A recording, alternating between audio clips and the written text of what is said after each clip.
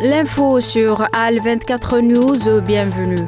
Nouvelle séquence dans les relations algéro-françaises.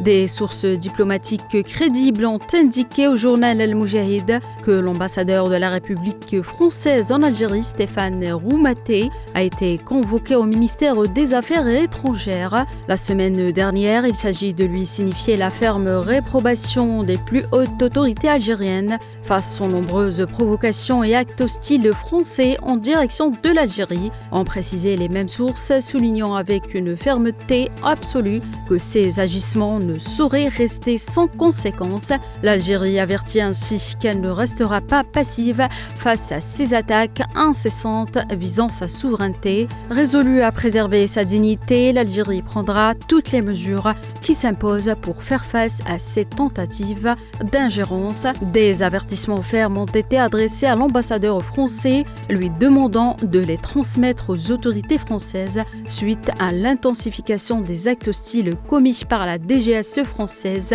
visant les institutions de l'État algérien dans le but de déstabiliser le pays et nuire à ses intérêts. Le Royaume-Uni a rejoint officiellement dimanche le partenariat de libre-échange transpacifique, plus important accord commercial signé par le pays depuis le Brexit et qui compte désormais 12 membres.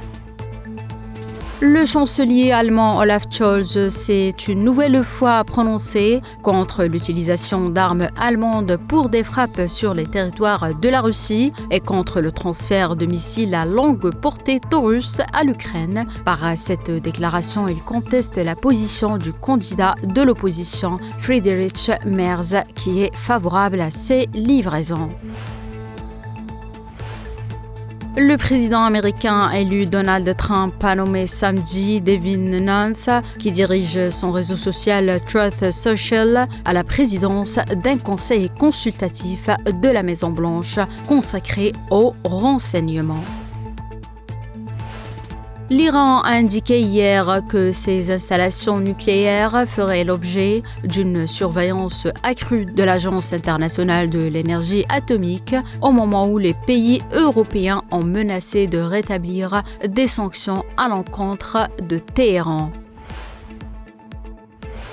Les procureurs sud-coréens ont demandé ce dimanche un mandat d'arrêt contre le chef du commandement de guerre spéciale de l'armée pour son rôle dans l'opposition de courte durée de la loi martiale d'urgence par le président Yoon Suk-yeol, a rapporté l'agence de presse Yonhap.